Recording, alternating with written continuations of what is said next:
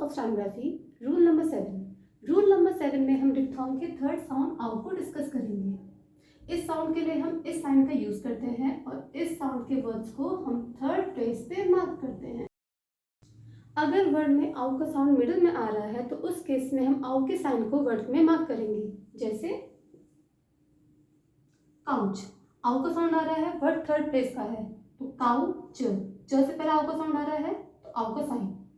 जैसे लाउड, तो एल और डी, डी से पहले आउ का साउंड आ रहा है तो लाउड। और अगर वर्ड में आउ का साउंड लास्ट में आता है तो उस केस में हम वर्ड के साथ उस आउ के साउंड को ऐड करेंगे। जैसे नाउ, तो एन और आउ, नाउ। और अगर वर्ड में आउ का साउंड स्टार्टिंग में आ रहा है तो उस केस में हम स्ट्रोक के अकॉर्डिंग आउ के साउंड को क्रिएट करेंगे।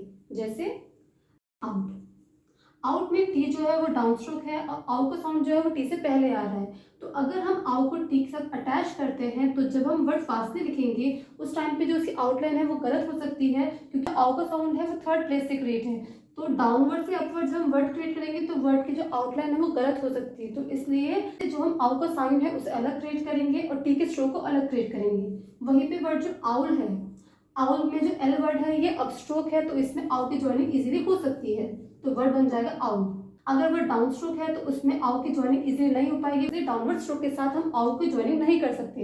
वहीं पे अगर वर्ड अपस्ट्रोक है तो उस केस में हम आउ की ज्वाइनिंग इजीली कर सकते हैं, वर्ड वहां से क्रिएट कर सकते हैं। तो आउ लव, स्टेनोग्राफी में ज्वाइनिंग बहुत इंपॉर्टेंट है। अगर ज्वाइनिंग के साथ स्ट्रोक इजीली क्रिएट हो रहा है तो उसे हम क्रिएट करेंगे, और अगर स्ट्रोक क्रिएट नहीं हो रहा तो उस केस में हम वर्ड को उसके साथ ज्वाइन नहीं करेंगे। तो ये रूल्स थे डिप्थोंग के थर्ड साउंड आउ के।